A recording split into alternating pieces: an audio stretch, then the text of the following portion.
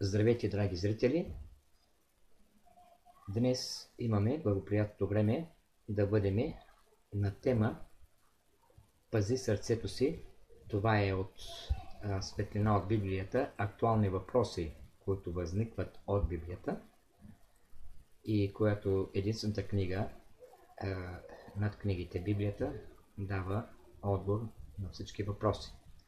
Пази сърцето си. Преди да преминаваме на една кратка молитва, за да може Божия Святи Дух да бъде нашия пътеводител. Амин. Святи Небесни Отче, Татко, благодарим Ти, че Те имаме, че Ти желаеш Твоята светлина да осветлява всеки един от нас и Твоята сила, Святия Дух, ни огрява пътят към истината и животът. И ние се оставяме в Твоята благодатна воля. Амин. Пази сърцето си. Това е една кратка беседа. Основен текст, който ще разгледаме, е Притчи Соломонови, Притчи 4 глава, 23 стих. Четем. Повече от всичко друго, що пазиш, пази сърцето си, защото от него са изворите на живота. Ние живееме в опасни времена. Грехът владее в живота на много хора. Исус пророкува относно последните времена. Четем в Евангелието на Матея 24 глава, 12 и 13 стих, където е писано: Но понеже ще се умножи беззаконието, любовта на мнозинството ще охладнее, но който устои до край, той ще бъде спасен. Сатана не може да влиза на сила в сърцето на човека. Намери ли той достъп в сърцето, това става със съзнанието на човека. Затова колко е необходимо християнинът да пази всяка пътека към сърцето си. Някои мислят, че техните разговори, т.е. начинът, по който използват свободното си време, няма нищо общо с тяхното християнство. Такива знаят много малко за същността на борбата между доброто и злото. Апостол Павел ни съветва. В Ефесяни, това е в книгата на Новия Завет, Ефесяни 6 глава 11 стих: Облечете се в Божието всеоръжие, за да можете да устоите срещу дявола. Дори при най-благоприятните условия борбата срещу греха не е лека. Колко много хора увеличават опасностите и поставят победата в духовния живот в опасност, като държат на съмнителни удоволствия и обичаи. Внимавай на мислите си. Четем в Евангелието на Матея, 5 глава, 8 стих. И оттам също може да видите първото послание на Йоанна, 2 глава, 14 до 17 стихове. Блажени чистите по сърце, те ще видят Бога. Писах вам, бащи, защото познавате този, който е от начало. Писах вам, младежи, защото сте силни в Божието Слово. Пребъдва във вас и победихте лукавия. Не любете света, нито каквото е на света. Ако люби някой света, в него няма любов към Отца. Защото всичко, що е в света, похотта на плътта, пожеланието на очите и щеславието на живота не е от Отца, но е от света. И светът преминава и неговите похоти, а който върши Божията воля, пребъдва до века. Преди някой да падне в грях, той обикновено минава през процеса на един постепен духовен и морален упадък. Да се живее праведно не значи просто да се спазват известни правила, наложени произволно от църквата. Духът, мислите, сърцето трябва да се предадат на Бога. Нашият основен текст изтъква ясно важността на усърдното пазене на сърцето. Ако някой обича нещата на този свят, той не може да обича Бога. Страстта на плътта, пожеланието на очите и гордостта воюват срещу душата. Подложеният на изпитание християнин трябва да отиде да отдаде на Господа сърцето си, душата си и цялата си воля, за да излезе победител във борбата срещу Сатана и греха. Ние трябва добре да пазим пътища към душата. Внимавай на приятелствата си. Четем във 2 Коринтяни, 6 глава, 14 стих и оттам можеш да видиш 1 Тимотея, 5 глава, 22 стих и Яков, 4 глава, 4 стих. Четем както е писано. Не се впрягайте заедно с невярващите, защото какво общо имат правдата и беззаконието, или какво общение има светлината с тъмнината?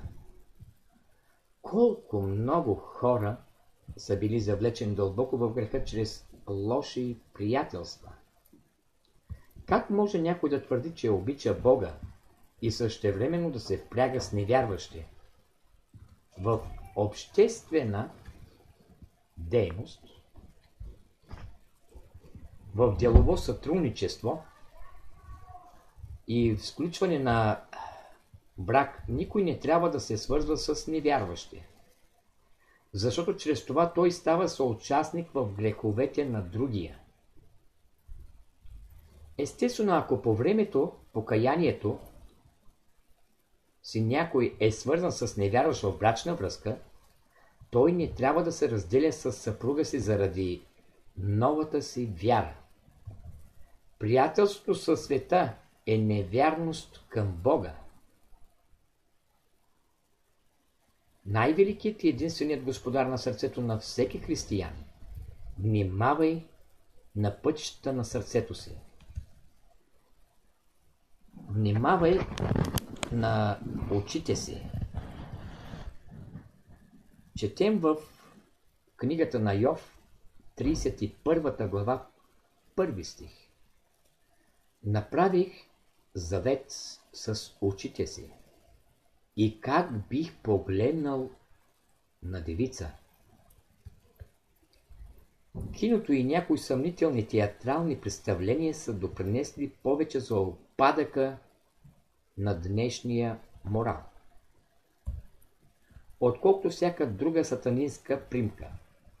Неизброими са моралните падения, които се дължат на разгорещените от двумислени филми и страсти. Човек не може да гледа непрекъснато грях и нечистота, без да накърни при това чистотата на сърцето си. Четем в книгата Числа, това е от Стария завет, Числа, 33 глава, 52 стих, където е писано следното. Изгонете отпред себе си всичките жители на земята, изтребете всичките им изображения, унищожете всичките им леялни идоли и съборете всичките им оброчища. Когато Бог вдъхновяваше израелтяните в обещаната земя, той им заповяда да унищожат изображенията, които те щяха да намерят в новото си отечество. Ако Бог беше тъй строг относно безжизнени образи, какво би казал? Той днес на християните, които посещават танцувалните салони на дявола, за да виждат там живи образи. Обикновените филмови представления са пълни с любовни афери, представления, разврат и тем подобни. Предимно филми с неморални сцени пълнят касите на книгата по света. Как могат християни да подкрепят такива удоволствия, които подкопават основите на живота? Сатана винаги се е опитвал да кара хората да вярват, че само гледането на злото не е правда. Виж книгата Битие, 3 глава, 4 и 5 стихове. Не е необходимо да се опознават лошите страни на живота, за да се разбере кое е добро.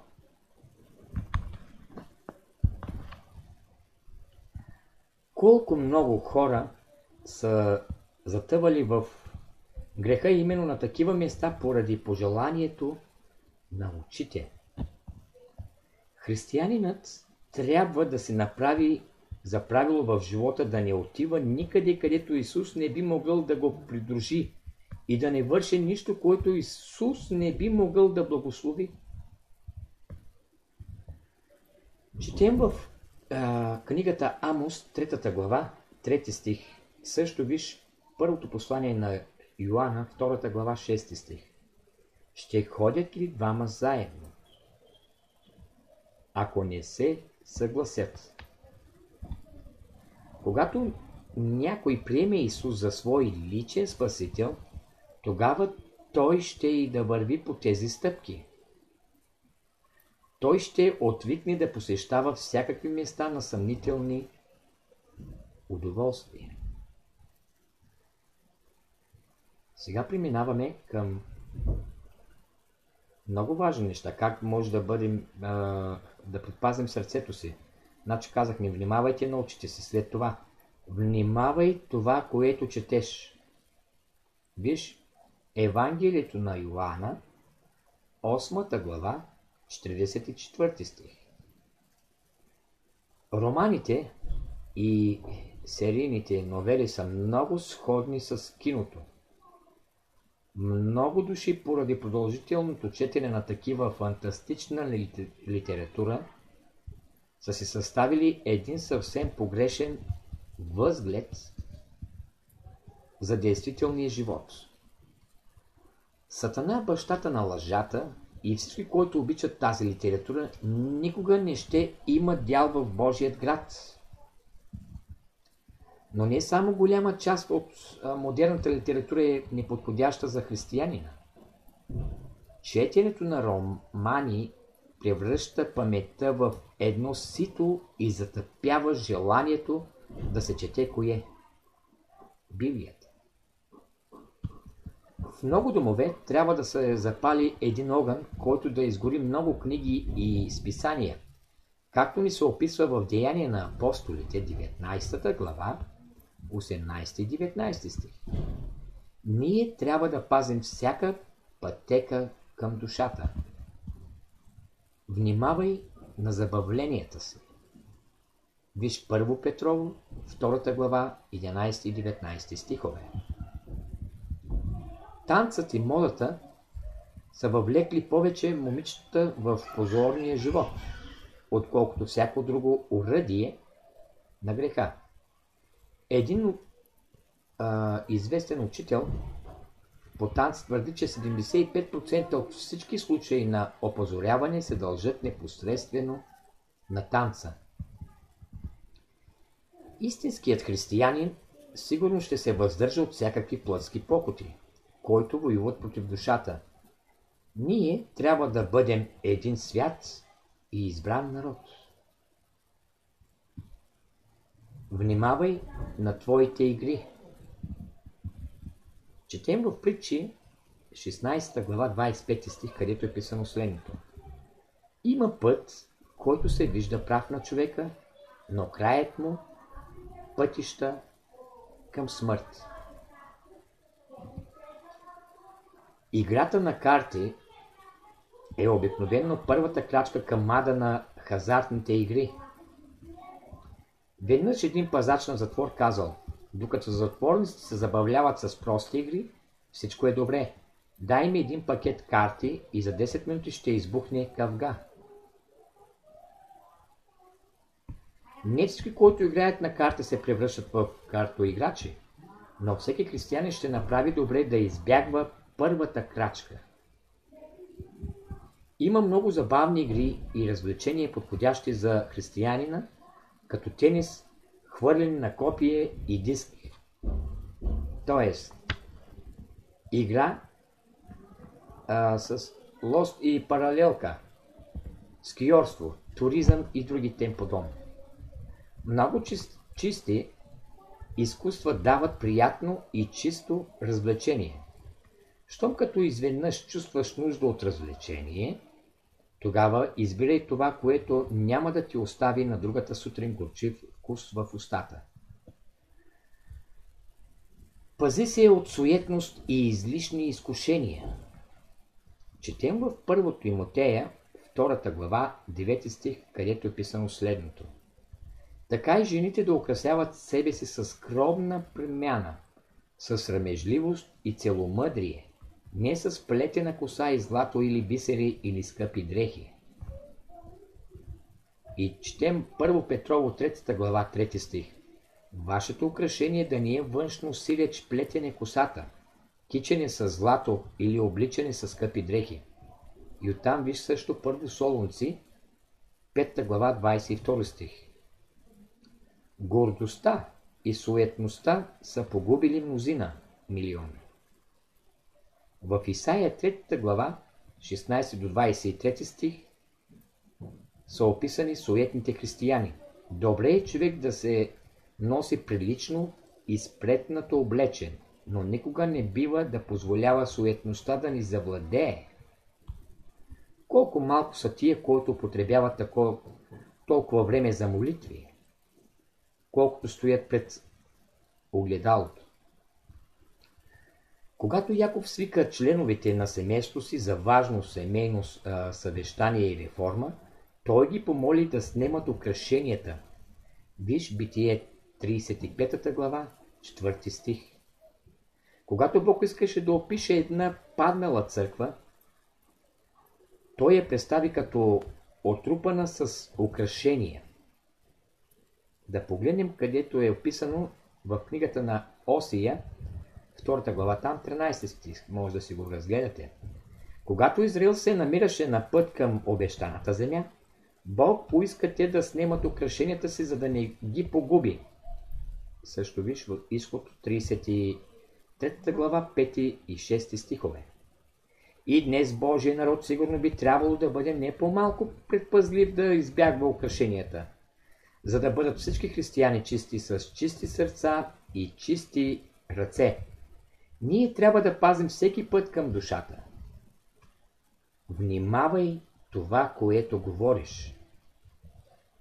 Четем в Филипяни 4 глава 8 стих, където е писано: най-после, братя, всичко, що е истинно, що е честно, що е праведно, що е любезно, що е благодатно, ако има нещо добродетелно и ако има нещо похвално, това зачитайте.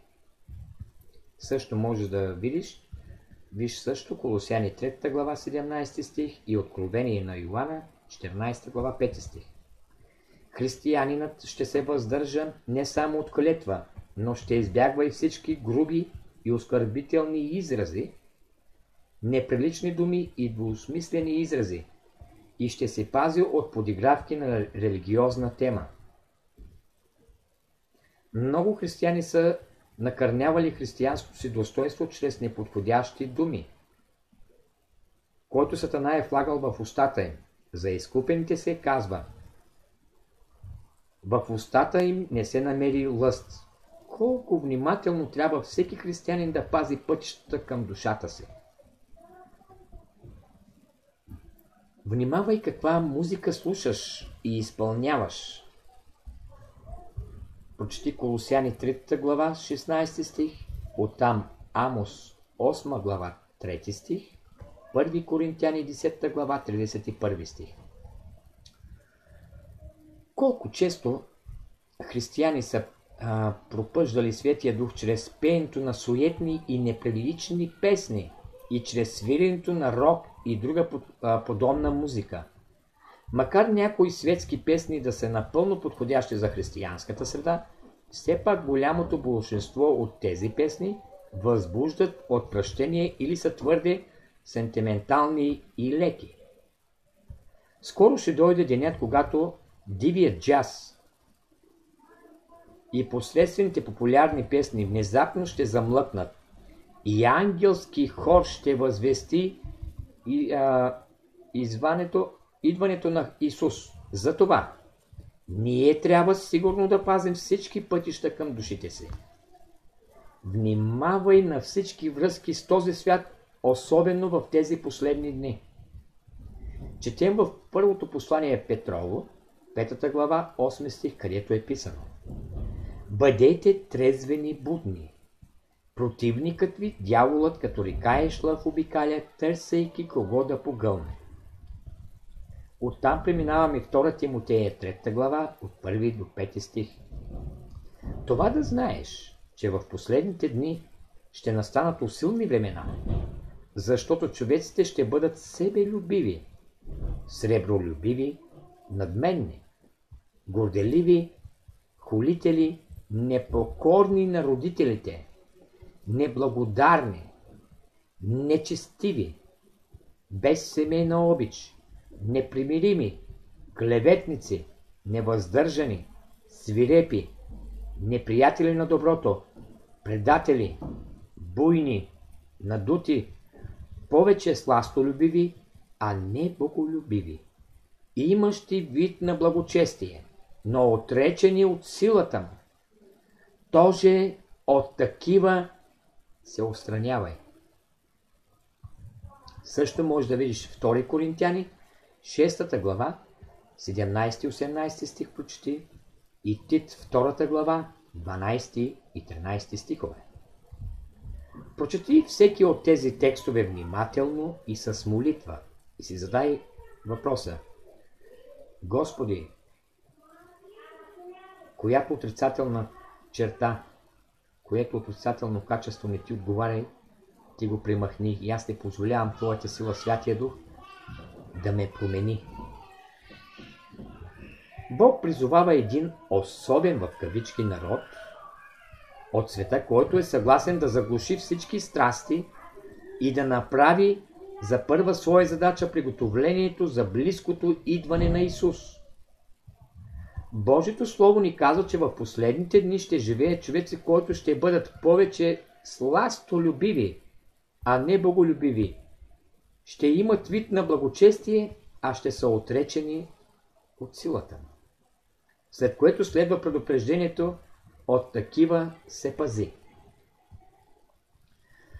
В тези важни времена ние вече не бива да прекарваме нито една вечер непредпазливо.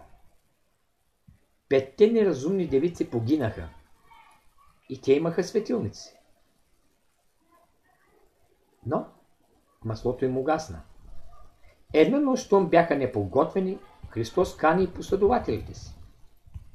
Виж Матея 24 глава, 44 стих, където е писано: затова бъдете и вие готови, защото в час, когато го не мислите, човешкият син иде. За някой е описано словото ще дойде като крадец. И мнозина се питат: защо като крадец? Защото когато си в греха, когато вършиш греха, Исус преминава покрай тебе. Той не е с теб.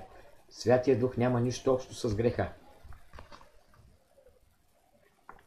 Бъдете благословени, драги приятели. Нека Божите благословения да са върху всеки един от вас. Амин.